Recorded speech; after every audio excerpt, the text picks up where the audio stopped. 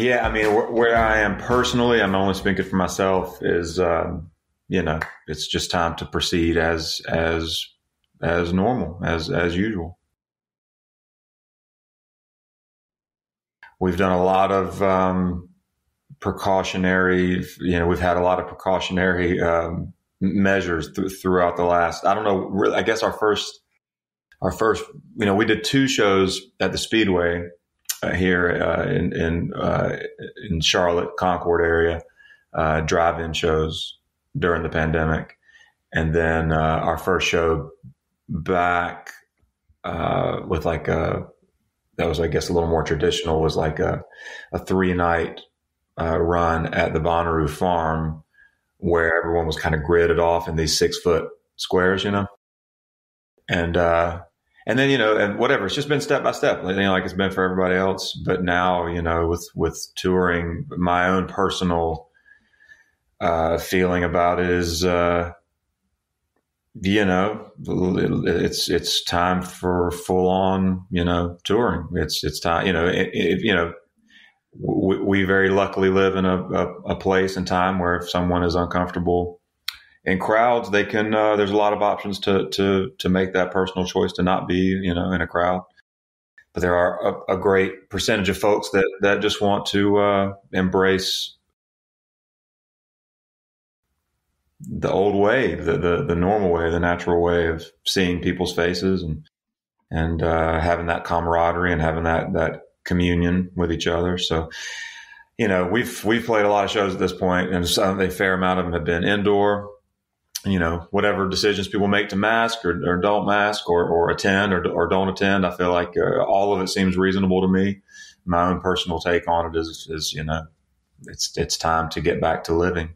I'm trying to pinpoint the exact moment when this became a political thing, because I mean, it is now, right? I mean, it really did sort of split down the middle the way pretty much everything is in the U.S. at this point. Yeah. Well, I think there's there's a bigger, there's a subtext, and there's a bigger spiritual sort of challenge at play. And, one that kind of delves into human nature itself. We have kind of, we have a leaning, our egoic minds, they look for enemies. We look for, us and them, we look for opportunities to be apart and to have levels and ranking systems and judge, there's so much judgment and so much ranking and it's, there's so much emphasis on separation and we can, anywhere we can find it, I think we look for it, anywhere that we can capitalize, especially monetarily on separating groups out. I think we do it, and we got to be mindful of it. I mean, the pandemic was kind of it was sort of a workshop in that, like just a big, massive example of how anything, how fear is leveraged for gain, for political gain, for monetary gain. There's plenty to be said for safety, and there's also plenty to be said for profit. And there's plenty of companies that would love for the pandemic never to end.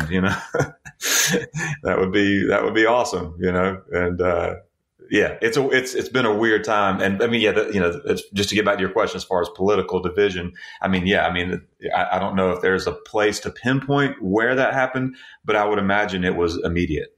The fact that we do believe it came from China has certainly has fueled that fire, because obviously there's a lot of, I would say, built-in politics and maybe xenophobia there as well. But what's been interesting, maybe interesting is the wrong word, but to watch is the way these things are really evolve in real time. And I don't know how much of that is a product of social media, but the way people interact with these broader issues just continues to shape itself over time. It does, and it will continue to do so. And it calls into question how seriously you take, that component in your life. What does social media mean to you? When you close the screen, or when you put your phone on airplane mode or set it down, God forbid, for a little while. how real is it still to you? You know, it's an odd moment culturally because we have more opportunity to chatter, you know, to chatter away and to be loud and to be, you know, it's kind of a tailor-made landscape for loudmouths. And, you know, kind of the louder you are, the more you are rewarded, I guess, for your volume. So it's an interesting time on all that. But again, all that volume is generally coming through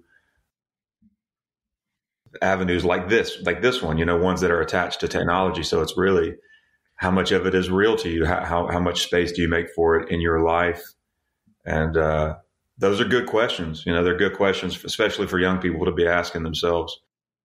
How much of it is real? How much of it has an actual real time effect on my life?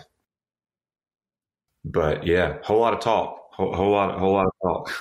Yeah, I mean, ultimately, it comes down to the question of signal versus noise. But I do appreciate it from the standpoint that I do think everybody wants a platform to a certain extent, right? That, you know, that people do want to be heard, you know, and you've got one, certainly. What, you know, even if it's not social media, you know, you are putting something out into the world that is meant to be heard. Yeah. And you know, but again, like it's, you know, saying that everyone wants a platform or that everyone wants, you know, a certain measure of attention, you know, not to always read too much in, but I mean, it's, you know, we all want to be acknowledged. We don't want to die. We don't want to be forgotten. You know, we want to be noticed. We want, you know, we want meaningful validation and it's lonely. You know, life is suffering. Like there is no, you don't get to be a certain, you know, whatever, if you have a certain amount of money or you're from a certain background, got a certain color skin, got a certain, you know, advantage or disadvantage. Life is suffering, you know, just, you know, the Buddhists, they say it very well, like, you know, go to them to learn the best way to articulate it perhaps, but life is suffering. We want not to suffer. We want to feel good and we want to be noticed. We want to be acknowledged. And, social media, I guess, is, you know, sort of a gleaming example of that need, of how sort of widespread and normal that need is, you know, but I think that what that speaks to is a need for God, you know, and however you might articulate that concept is fine by me, but you know, I think that it's important to kind of look beneath the behaviors and to you know, try to understand what is driving the mania, what is driving the frantic sort of nature of that need. I'm finally at a point in my life where I'm like able to have a really consistent meditation practice. It's something that I've tried really hard to do, and you know, it's just for whatever reason, when I was younger, I wasn't able to do it. But this really relates to, I think, what you're talking about in terms of almost a Zen Buddhism of embracing, or at very least acknowledging, the pain as you're sitting. Yes. I mean, that makes sense to me. I'm 42. There's a reason for this stereotypical sort of inventory taking moment, you know, for you and I. We are at that place, God willing, the halfway point, you know, who knows? But we would love for that for it to roughly be that. You and I, of course, don't know if we are there, but this is that perfect time of that inventory taking. And, you know, there's the cliched midlife crisis, but I feel like for everyone around this age, and what I'm learning, I feel like in real time, and it did start, you know, in my late 30s, is that there is this, you know, sort of perhaps not sudden, but a very quick, gradual uptick of interest in the spiritual, in the universal. You know, you start looking to the Buddhists, you start looking to Christ, you start looking to the Tao. I read the Tao every day. I'm in a meditation practice myself. These things are more interesting to me than they've ever been. And I could not get into a meditation practice when I was 20. Brian. I mean, that was not available.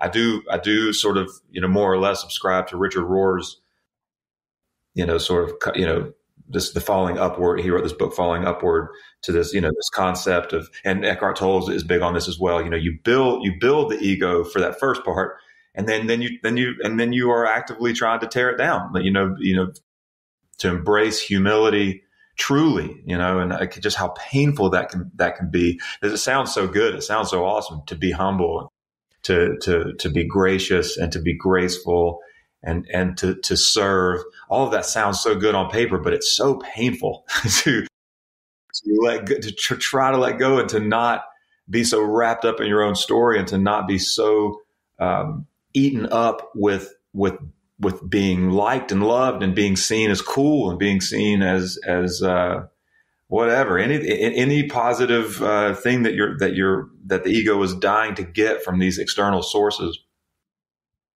It's so hard to let go of, and I've got a long way to go. But it's a good question, and I feel like it's a good and natural for like our age. I feel like it's a very natural, fundamental consideration. Given what you do for a living, there's an element of wanting to be seen as cool baked into that. I mean, that's just kind of the nature of the industry. So how difficult is it to decouple those things?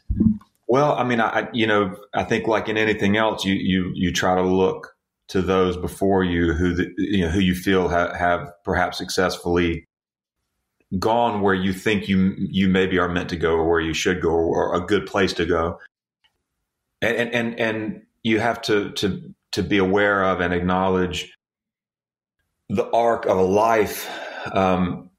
This business, like the entertainment business, it is so sort of melted into artistry and entertainment. They become melted together if you are fortunate enough to make a living from your art, right?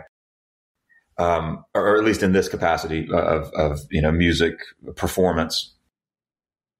And make no mistake, my living has been made through performance, not through making records and releasing them. Even before the streaming revolution. You still never revolution is a very nice word for it in your case.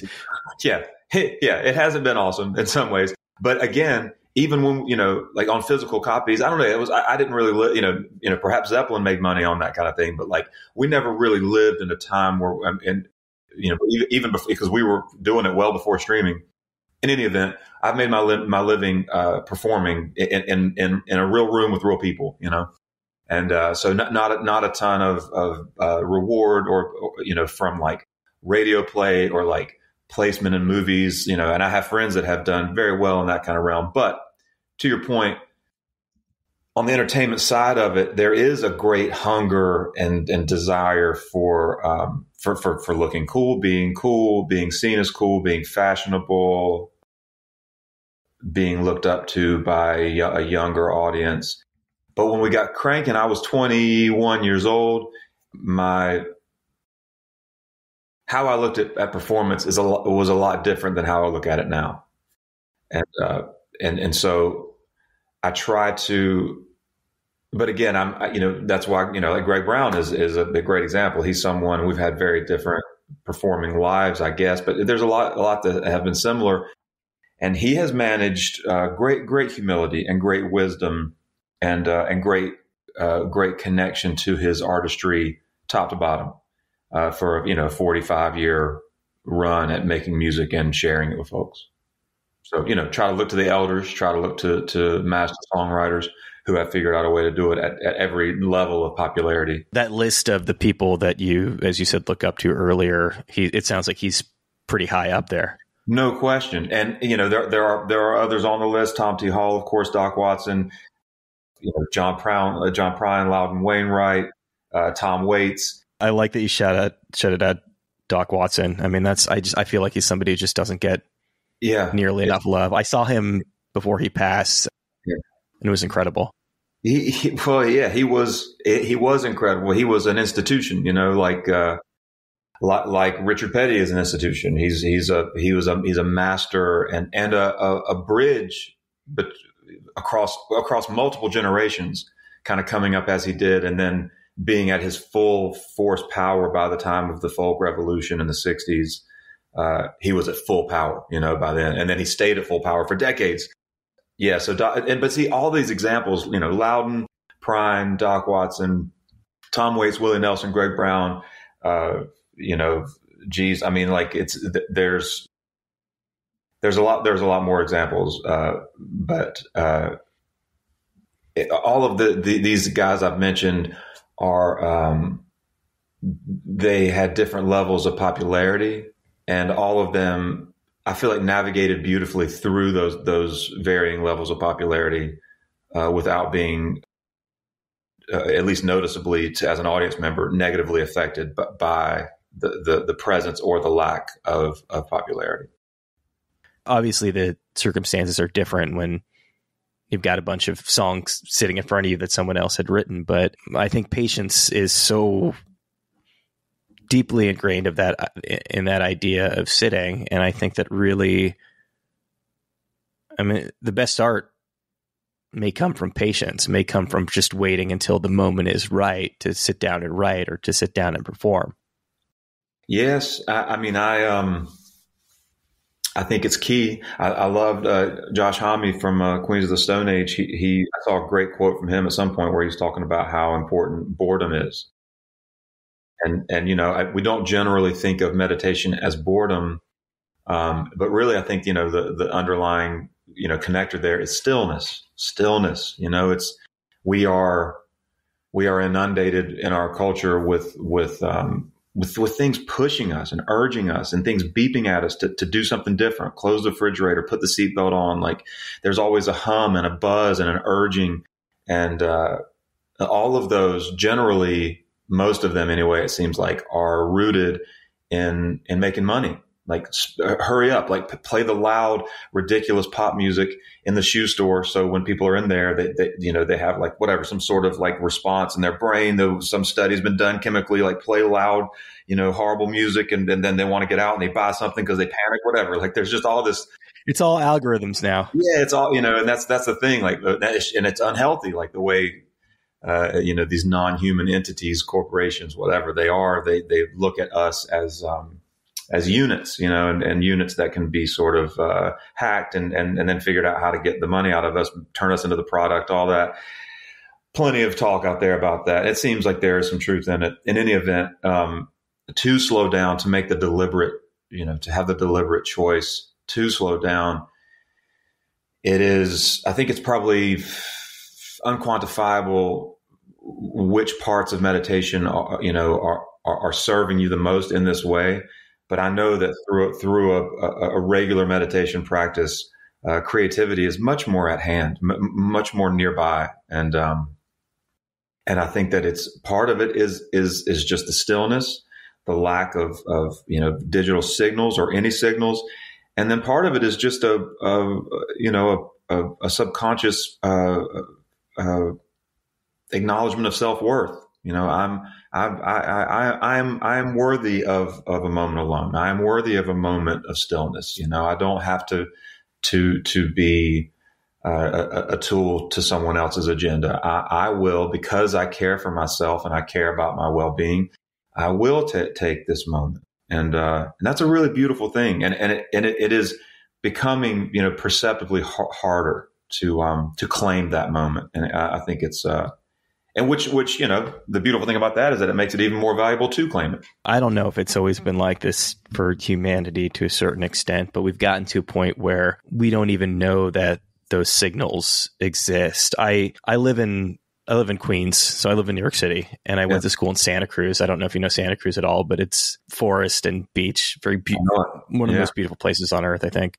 I know it. And I'd been living out here for a couple of years, and I went back for the first time in a long time, and I was standing in the middle of the sequoias, and what felt like a very profound realization at the time was that I hadn't been in absolute quietness, I hadn't been in absolute darkness, and I didn't even realize it. Yeah. It sneaks up on you for years at a time, doesn't it? It sneaks up on you, and it is jarring when the space opens up again. It really is. And I have something else I want to say to that, but I want to make a quick I back up just a moment I had another thought because I didn't really acknowledge this, but I like what you said about, in talking about, standing in judgment and the judging of others for their personal sins or what we hear about from their personal sins. I liked what you said about protecting, those who have been hurt by, anyone's malfunction, anyone's sin. I like what you said about that. And I think that I skipped over and I didn't really take the moment to acknowledge that and agree with you on that, because the decision whether or not to, on how you treat someone, if you know to a certainty that someone committed some heinous thing and you know that happened, I believe that it is the right thing is to find a way to continue to love them. But I, in tandem with that, I do believe that you, of course, have to figure out how mechanically to get them in a place that's safe for them and safe for the people that they could hurt. Very simply on my end, and at least this is my approach to it, that you prioritize the people who were impacted. 100%. And the theoretical, those that may be, and that's why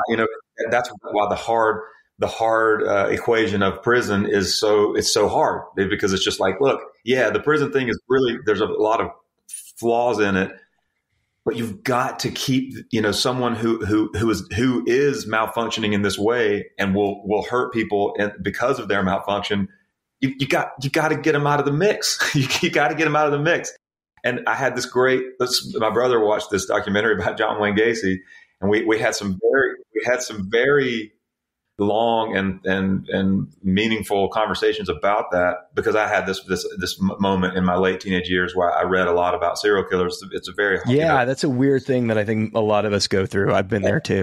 They're very fascinating, but after a while, you're like, God, I got to get away from this stuff, because that information, like, okay, plenty. But with John Wayne Gacy, I was saying to Scott, it's like, in a weird way, in a way that we maybe couldn't fully understand, you're probably doing him a favor by going ahead and executing him. You like a way to love him. Martyrdom, you're talking about. It's maybe a way to help him, obviously to help the possibility of future victims. But with John Wayne Gacy, you just got this is someone who that they are not going to be helped in this plane, in this dimension. Like not in the way that you would want them to be. And letting them go, ushering them out is possibly, and I'm not saying it's 100% sure, the death penalty, all that stuff is a big conversation as well. But what I'm saying is there are a lot of ways to love someone and a lot of ways to caretake for someone. And when someone has proven that their malfunction and their own personal version of sin is going to lay waste to, all these women or all these humans, it has to be dealt with, basically. Thank you for letting me take a moment with that. I can feel that moment in the Sequoias. I can see that and feel that moment. I've had similar moments up above San Francisco. Muir Woods obviously is a great place to get that. It's like a church, But recently, my brother and I stayed in an inn, and we had a day off, and it was, man, I can't remember exactly where it was, but I think we were in Oregon, and we stayed in this stone castle, like stone house, small little house, and it was built by a fella who was kind of like he's like a mini Rockefeller, like a mini Carnegie. Farm League Rockefeller. Yeah. So, like ridiculously wealthy for the time, not one of the massive, not one of the barons, but like probably maybe the richest Oregon had ever seen. Like just out of control. It wasn't Hearst Castle then. No. It was really cool. It was small. It was really cool, but I can't, built around, 1890s or something, late 1890s. Long story short, it was the off season. It's I don't know if there is a time when that place gets packed. It would be really interesting when it is. But me and Scott were the only people staying there, and so we went to the dining room, and it's the place of course has electricity and whatnot, but it was absolute stillness. In fact, like a waitress came out of nowhere. I don't even know where the food came from. It was very bizarre, but like it was dark. The only light in the room was the sunlight coming through the windows. And it was completely still, a completely still interior space. And I realized, man, we are so used to all of the humming and buzzing and beeping. We have no idea how used to it we are, And I'll just say, I liked it. It was nice being in that stillness. It was like, this is so refreshing and so perfect. You know, I guess like we're trained to champion this forward, you know, quote unquote forward momentum. It's so ridiculous that we have an idea that like if we're busy all day, we're moving forward.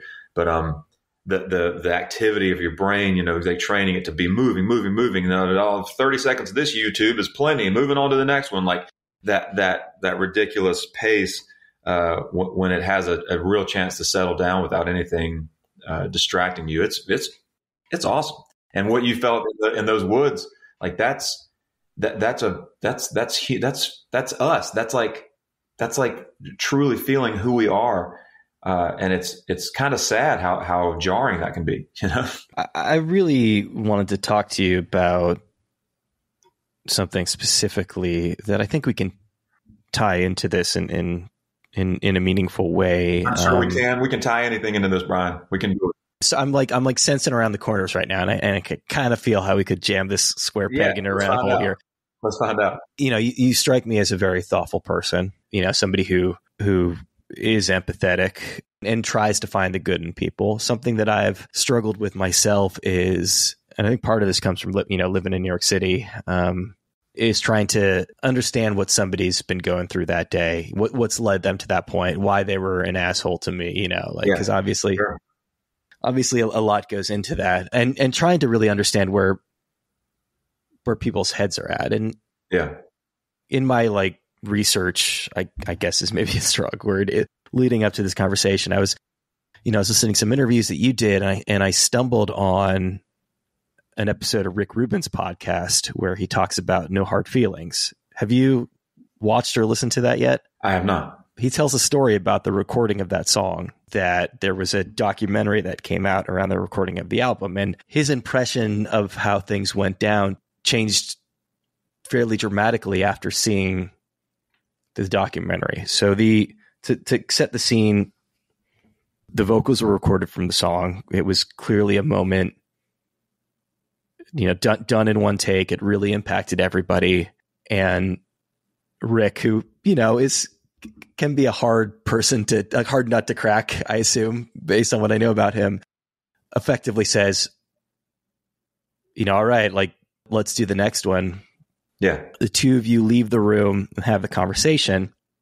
And the conversation that you have is, I don't think he understood how magical this moment and how great it was. And from his point of view, that was really great.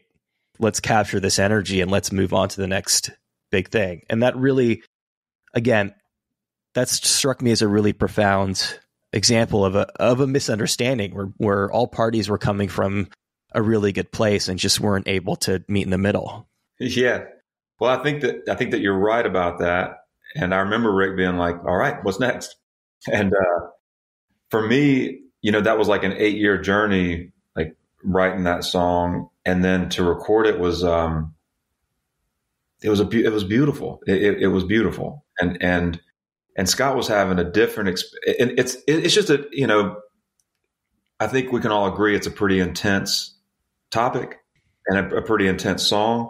And I think that it should be expected that there are going to be different reactions. Let's pause there for a second, because I love it if you, and I'm sure that you've done this a million times, but I'd love it if you could explain what the experience of that song is and why it was so deeply personal to you. Well, I mean, it's you know, it's very clearly a deathbed song. You know, it's the consideration is the end, and the consideration is the, you know, the mystery, the unknowable. You know, and I can see you getting emotional just talking about it. Yeah. I mean, it's hard to talk about. You know, it's funny because I mean, it's all in the song, or generally that's how I see it. Completely fair. But I can say that when the first moments of it were just sort of, you know, being handed to me through my mind and my heart. I mean, I started crying when I started writing the song, and that's a very weird thing for me. Like, I'm not, you know, like kind of like the concept of a songwriter like tearing up over a song that they're writing. on paper just sounds just so hilarious. But also, you'd never get anything done if you broke down every time you started writing a song. It's true, but it's also just like, I don't know what I mean, but I felt quite connected. I felt very, I was aware of the channeling basically, and that's not always the case. And then it took like 8 years of living for the rest of it to flow in. And so it was a long journey, relatively speaking, and an emotional one for me. Like playing it for Scott and Bob for the first time was a pretty emotional moment. And then getting there, like it was just so awesome because I was at the time like so self-conscious about it, and it was so raw, and I was so raw over it that I was like, probably the outro is too long. Maybe we may, I was trying to look at it like I was looking at any other song. Maybe you were so personally invested in it. Yeah, I was losing my perspective. And they were like, no, it's great like it is, perfect, And then when we recorded it, Scott was he was just on another mental kick. He was on the topic of what does it mean to share something like this? What does it mean to be praised for making something like this?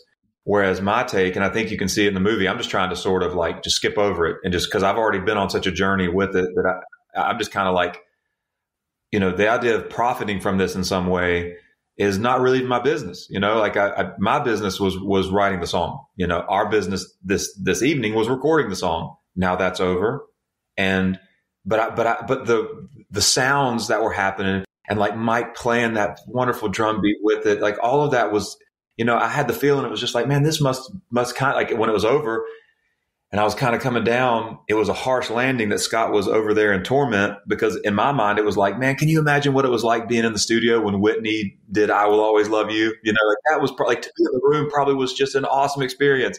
And not to compare, that me to her in any way, but like you get locked in there. Yeah, it was a magical moment that happens, and I didn't really want to come down into a philosophical conversation about artistry versus like winning. Basically, Scott's his conflict over that was the concept of like winning. Like we won one, we did a great job, we won, and that made him feel gross. And I can understand that as a concept, but at the time I was just like, man, let's just enjoy the high. That was awesome. And then I'll be cool to move on. But it was an emotionally charged moment, and we were kind of spent. Do you know who Mary Clayton is? Mary Clayton. That's a very familiar name to me, but she's a singer. Okay. She, I had her on the show a year or two back, and she's probably best known for being the female vocal part on "Give Me Shelter." Okay. Wow. Yeah. I like real gospel singer, just incredible, super powerful voice. And the, I won't tell the entire story about her recording it, but basically like she gets called in the middle of the night, she's pregnant. So yes. When Jagger needs to record something, Jagger needs to record something. Yeah. And there's a moment, and I don't know if you can like recall this. I'm sure you've, like me, have heard the song a million times, but there's a moment where her voice cracks, her voice breaks in the singing. They kind of did something similar to, I'm thinking about this because, you mentioned Whitney and just, again, like an incredibly powerful voice, but I get the sense that in the studio they did something similar to what Rick Rubin did, of just like, all right, that was it, let's go. And she's like, my voice cracked. My voice. I'm very focused. Grew up gospel singing. I'm very focused on just perfect presentation. And you listen to it now, and it's that vulnerability. It's that imperfection that makes it so perfect. For sure. Well, the older I get, the more attracted I am to that. Because now it doesn't mean the same. To be perfect doesn't mean the same thing as it did back in the day. Like when the Mills Brothers are recording, like they were perfect, and you can hear it. There was no way to change it. No one could doctor it. Early Ray Charles, like it's going to be a Stevie Wonder. Like it's everybody in the room is killing it. They're all killers. But now there is so much doctoring and whatnot. We expect everything to be perfect. So the blemishes, the quote unquote blemishes, are more attractive. It's a funny thing, I'm the same way. Then you'd have to look for like that, her voice cracking. That's just this tiny little moment, but like, but it's outsized. Yeah. And it means something. It hits the heart differently because of it being something that's unexpected and a quote unquote imperfection, you know? I mean, I feel like a similar, like if, like listening to there's like some Will Oldham stuff where, his singing is not it's not the most pitch perfect singing, but man, does it bring you in. Or the lack of clear, the lack of high fidelity in the early Iron and Wine recordings, like there's something in it that just pulls you in, and it's awesome. And it reminds us that we don't really, or listen to whatever, Blind Willie McTell or Robert Johnson or Blind Willie Johnson. Like there's plenty of recordings that show us that what we don't need is more, shiny, glitzy, perfect, loudly mastered recordings. In that case specifically, we're talking about, Alan Lomax or whoever, recording in a hotel room and recording, 50 songs in a day for $10 and doing no second takes. Right. And this Gray Brown record I recorded in hotel rooms, I mean, this flows right into what we're talking about because now I'm starting to understand. I'm really bad about like compartmentalizing. I'm really bad about like thinking, oh, well, this can't be a record because it wasn't recorded. And I hold myself to these ridiculous sort of arbitrary standards in terms of fidelity because, my first recording experiences, like as a 15-year-old paying a studio to record my band. I always wanted to sound professional. Like I wanted to sound professional. I wanted to get things mastered and for there to be no like hum or like whatever. But because sounding professional when you're that age is the same as being professional. Yeah. And it's like, and it felt like if I could get that, if I could just get like a loud, clear, well done professional recording, I will have arrived in somewhere or whatever. Like this Gray Brown record, more or less, it started out as really just an exercise, trying to do something healthy on days off rather than like go into the vortex of loneliness and all that, drinking and anything. It just feels so far away, and what am I doing out here sometimes? So I just sort of made it like a practice for a little while, and then I was like, yeah, maybe these sounds, whatever, I could live with these. So on this record, you can hear birds outside, and you can hear the air conditioner kick on here and there, and that stuff is fine with me now. And I feel like in the world of recorded music, that stuff sounds better than it ever has. I heard you discussing the Elliott Smith recordings that you did with somebody, and you said something that really hit home for me. When I was as I'm sure most podcasters were, I was a DJ in college at the college radio station. And a friend of mine had a Delta country blues show, and the blues hadn't clicked with me at that point in my life. And I asked him, how can you listen to this sad music all the time? How can it not impact you? And he said something along the lines, and you said something similar in a conversation, which is, this is, well, the way he said it is, it's almost catharsis and effectively, to put words in your mouth, effectively what you said is it's about forming a connection. It's about, as you said earlier, this almost Buddhist idea of life is suffering. It's connecting with, Elliott Smith's experience is obviously deeply personal, but also universal at the same time. 100%. Yes. Yeah. And that is what's in, that is what you'll find in great, sincere blues music. And, it's what you'll find with Shannon Hoon and Kurt Cobain. And, there are countless examples, but Elliott Smith I don't know if there is a better example. And I did not know him personally. And so I always feel kind of weird talking about it because like the torture that he felt is in the lyricism, and it's clearly in how he passed. The way he died is, it's such a tragic and such a horrific consideration. So clearly there was this suffering. And it seems that it was, a type of suffering that he could not live through. He could not live through it, but he left us this incredibly beautiful music. And it's funny you're bringing this up. I had a great conversation with a friend yesterday about this very thing. The way that, and I'm interested to know if this is how it is for others, but like, at this point in my life, I'm more drawn to Elliott Smith's music and my friend Jack Deshelle, his solo project's name is Only Son. He's a dear friend, but he's a brilliant artist. But he made the analogy, or he made the metaphor of like Elliott Smith's lyrics are like or his voice is like the branch that's out in front, but he's like, the older he gets, the more he just enjoys the forest, and that's, so it's the texture of his voice, tip of the spear, if you will. Yeah, but like his musicality was like, especially all the stuff he was making at the end, like From a Basement on the Hill, like his drumming, like just his musicality, like you just go into this landscape of just beautiful music. It's orchestral and it's thick and lush, versus his early stuff that was just him and a guitar. Right, and it's harder to get around just the misery when it's just him and the guitar. But in that later stuff, it's just like it's Beatlesque, like in all it's a kaleidoscope of just emotion and beauty. Total aside, if you haven't heard his cover, Because.